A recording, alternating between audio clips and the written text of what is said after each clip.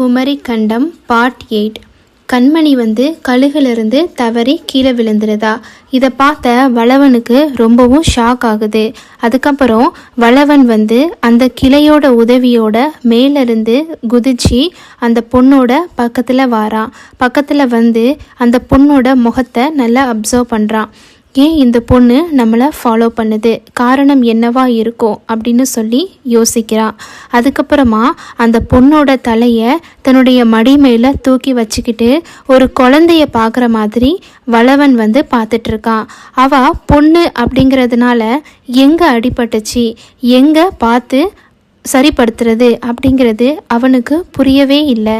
அதுக்கப்புறமா கொஞ்ச நேரம் கழித்து அவளோட கையில் ப்ளீடிங் ஆகிறத வளவன் பார்க்குறான். அதுக்கப்புறம் வளவனுக்கு ரொம்ப ஷாக் ஆகுது, ரொம்ப ப்ளீட் ஆகுதே அப்படின்னு சொல்லிட்டு. அப்போது வளவனோட யானை அங்கேருந்து அவனுக்கு ஒரு மூலிகையை அவன் கையில் கொடுக்குது. அவன் ரொம்ப சந்தோஷப்பட்டு உடனே அதை வாங்கி அதை டக்குன்னு கையில் பிழிஞ்சி அதில் இருக்கக்கூடிய அந்த சாற்றை அந்த காயத்து மேலே அவன் தடவுறான். அதுக்கப்புறமா கொஞ்ச நேரம் கழித்து அந்த ப்ளீடிங் ஸ்டாப் ஆகுது. மேலே இருந்து கீழே விழுந்த அந்த அதிர்ச்சினால் சிறிது நேரம் கண்மணி மயக்கத்திலே இருக்கா. அப்போது மயக்கத்திலே இருக்கும்போது அவள் நல்லபடியாக கொஞ்ச நேரத்தில் கண்ணுமே விழிச்சிருதா. அப்போது வளவன் கடவுளுக்கு நன்றி சொல்கிறான். ஏன்னா இந்த பொண்ணு முழிச்சிட்டா பார்த்தீங்களா, அதனால் கடவுளுக்கு நன்றி சொல்கிறான் வளவன். அதுக்கப்புறமா அந்த கண்மணி கூட என் பேர் கண்மணி, எனக்கு நீங்கள் உதவி பண்ணதுக்கு ரொம்ப நன்றி அப்படின்னு அவள் சொல்கிறா. அப்போது வளவன் சொல்கிறான், என்ன நீ ஒரு 7 நாளாக என்னை ஃபாலோ பண்ணுற அப்படிங்கிறது எனக்கு நல்லாவே தெரியும். இருந்தாலும் நீயா அதுக்கான விடையை சொல்லுவ அப்படின்னு சொல்லிட்டு நான் காத்துட்ருக்கேன் அப்படின்னு சொல்கிறவும் அதுக்கு கண்மணி சொல்கிறா, அது உண்மைதான். உங்களை கிட்டத்தட்ட நீங்கள் யாளிகளின் காட்டுக்கு பயணம் செய்கிறீங்க அப்படிங்கிறது நான் கேள்விப்பட்ட உடனே நான் என்னுடைய கருடனோட உதவியோட அங்கே இருந்து என்னுடைய நாட்டில் இருந்து பறந்து உங்களை நான் ஃபாலோ பண்ணிட்டு வந்துட்டு இருந்தேன். ஏன்னா இதுதான் எனக்கு ஒரே வழி யாளிகளின் காடுகளுக்கு ரீச் ஆகிறதுக்கு. அங்கே நான் கண்டிப்பாக போயே ஆகணும் அப்படின்னு சொல்லிட்டு கண்மணி பேசிகிட்டு இருக்கா. அப்போது வளவன் சொல்கிறான், யாளிகளின் காட்டுக்கு ரீச் ஆகிறதுக்கு காரணம் என்ன, எதுக்காக நீ வரணும், அது மட்டும் இல்லாமல் இது ஒரு அடர்ந்த காடு, ரொம்பவும் ஆபத்தான காடு, நிறைய ஆண்களே இங்கே வர்றதுக்கு பயப்படும் போது ஒரு பொண்ணா நீ தைரியமாக நீ இங்கே வர்றதுக்கான காரணம் என்னன்னு தெரிஞ்சுக்கலாமான்னு கேட்கும்போது அதுக்கான காரணத்தை நான் பிறகு சொல்கிறேன். என்கிட்ட மேப் இருந்தது, ஆனால் என் அப்பா அதை என்கிட்ட இருந்து பறிச்சிட்டாரு. என் அப்பாவுக்கு தெரியாமல் என் கருடனோட நான் இங்கே பறந்து வந்துட்டேன். My eagle, hear my call and descend.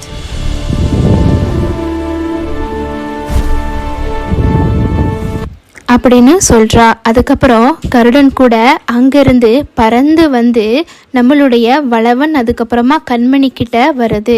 அதுக்கப்புறமா கருடனும் பக்கத்தில் வளவனோட நெத்தியில் ஒரு கிஸ் கொடுக்குது. அதுக்கப்புறமா அதை பார்த்த கண்மணிக்கு ரொம்பவும் ஆச்சரியம்.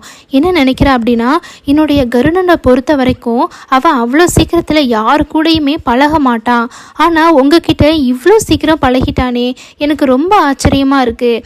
அப்போது ஏன்னா வளவனால் பேர்டு கிட்டலாம் பேச முடியும், அதாவது மனசுக்குள்ளேயே கான்வர்சேஷன் பண்ண முடியும். அந்த பவர் நம்மளுடைய வளவனுக்கு இருக்குது. அப்போது 2 பேருமே சேர்ந்து அவள் என்ன பண்ணுறா, 2 பேரும் சேர்ந்து நம்ம யாளிகளின் காட்டுக்கு கருடனோட உதவியோட போகலாம் அப்படின்னு சொல்லிட்டு சொல்கிறா. உடனே வளவனுக்கும் அந்த ஐடியா பிடிச்சிருது. 2 பேரும் சேர்ந்து யாளிகளோட காட்டுக்கு அவங்க போயிட்டுருக்காங்க.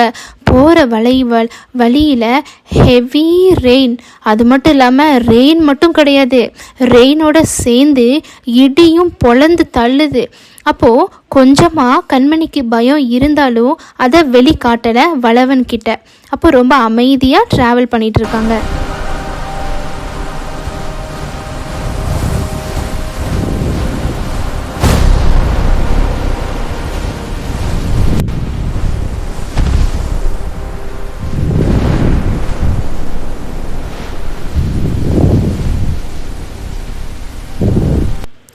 அந்த ஹெவி ரெயினில் 3 பேராலேயுமே ஒரு கட்டத்துக்கு மேலே ட்ராவல் பண்ண முடியல.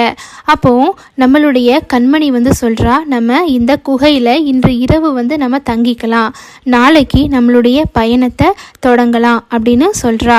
அதுக்கு வளவன் வந்து சொல்கிறான், இந்த குளிரில் உன்னால் தூங்க முடியுமா அப்படின்னு சொல்லவும், குளிரா, என்னுடைய கருடனை கூப்பிடுங்க, அவனுடைய ரெக்கையில் மட்டும் நம்ம வந்து ஒளிஞ்சிக்கிட்டோம் அப்படின்னா நம்மளுக்கு குளிரும் தெரியாது, ஒன்றும் தெரியாது, நம்மளுடைய ஆடை கூட கொஞ்ச நேரத்தில் காஞ்சிரும் தெரியுமா, அவனுடைய அந்த ரெக்கையோட வார்ம் அப்படி இருக்கும் அப்படின்னு சொல்கிறா கண்மணி.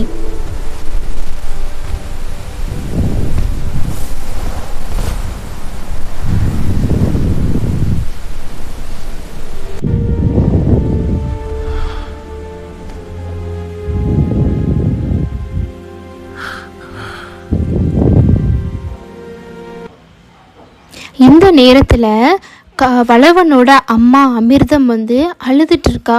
ஏன்னா அவளுக்கு ரொம்பவும் கஷ்டமாக இருக்குது இந்த சமயத்தில், இந்த ஹெவி ரெயினில். அது மட்டும் இல்லாமல் ஒரு நாள் கூட வளவன் வந்து இந்த நாட்டை விட்டு வெளியே போனதே கிடையாது. அப்படி இருக்கும்போது தனியாக நாட்டை விட்டு நாடு அவன் போகிறான் அப்படின்னா, அதுவும் தனியாக போகிறான், அவனால் நடக்க கூட முடியாது. அவன் என்ன பண்ணுறான்னு தெரியலையே, அவன் அங்கேருந்து என்ன கஷ்டப்படுறான், யாருக்கிட்ட அவன் உதவிக்கு போகிறான், எதுவுமே தெரியலையே. நான் எவ்வளவோ சொன்னேன், கேட்கவே இல்லை. ஆனால் என் பேச்சையும் மீறி அவன் போயிட்டான். இப்போ அவன் எங்கே கஷ்டப்படுறான்னு எனக்கு ஒன்றுமே தெரியலேன்னு சொல்லி புலம்பிட்டு இருக்கா அமிர்தம். இதை பார்த்ததும் அங்கேருந்து அமுதன் வந்து சொல்கிறான், வளவனுக்கு இருக்கக்கூடிய நாலேஜ் வேற யாருக்கும் கிடையாது, இயற்கை அவனுக்கு உதவி பண்ணும், நீ எதையும் பற்றி கவலைப்படாதன்னு அவளுக்கு சொல்கிறான்.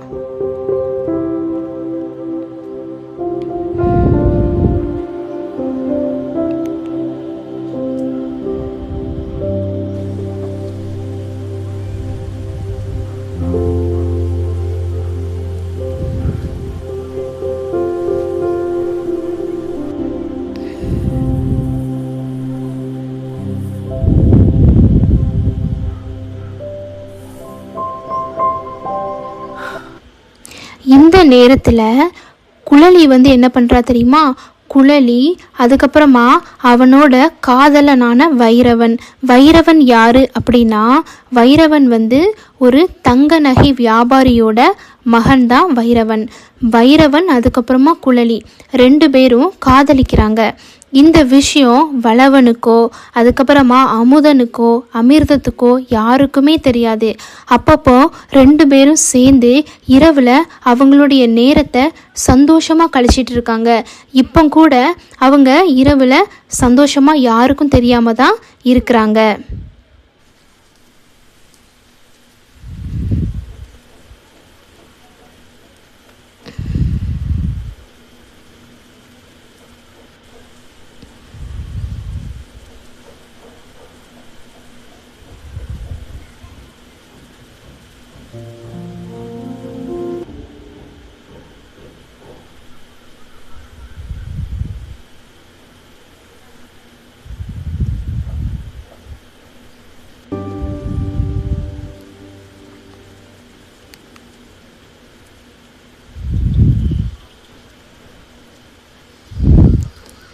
கொஞ்ச நேரம் கழிச்சு எழுந்து பார்க்குறா, குழலிக்கு ஷாக் ஆகுது. ஏன்னா விடிய காலம் 4:30 ஆயிடுச்சு. அதுக்கப்புறமா அவளுக்கு இன்னுமே மழை கூட நிற்கவே இல்லை. அதுக்கப்புறமா நம்ம குழலி வந்து என்ன பண்ணுறா, நான் கண்டிப்பாக வீட்டுக்கு போயே ஆகணும், இன்றைக்கி டைம் ரொம்ப அதிகமாகிருச்சு, இது வரைக்கும் இவ்வளோ நேரம் ஆனதே கிடையாது, என் அப்பா வந்து என்னை தேடுறதுக்காக வருவார், என் ரூமுக்கு போயிட்டாங்கன்னா நான் என்ன தான் பண்ணுறது அப்படின்னு சொல்லிட்டு என்ன பண்ணுறா, ரொம்ப ஃபாஸ்ட்டாக ஓடுறா. அப்போது பின்னாடி இருந்து வைரவன், நில்லு, நான் உன் கூட வரேன், ஏன் இவ்வளோ ஃபாஸ்ட்டாக ஓடுற, நான் வரேன், வெயிட் பண்ணு அப்படின்னு சொல்லிட்டு அவனும் கூட வரான். I will come with you.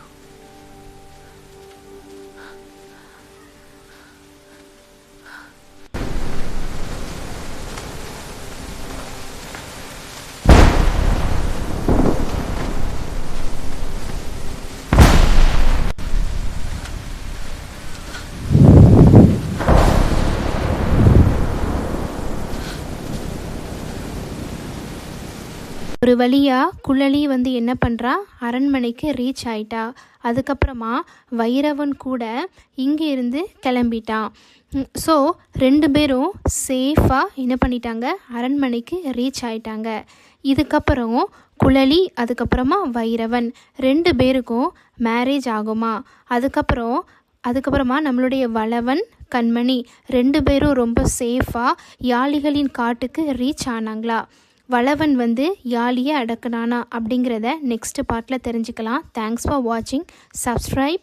நம்மளுடைய எல்லா பார்ட்டுமே வந்து எல்லா வீடியோஸுமே வந்து ப்ளேலிஸ்ட்டில் இருக்குது. அதை கொஞ்சம் செக் பண்ணிக்கோங்க. தேங்க்ஸ் ஃபார் வாட்சிங்.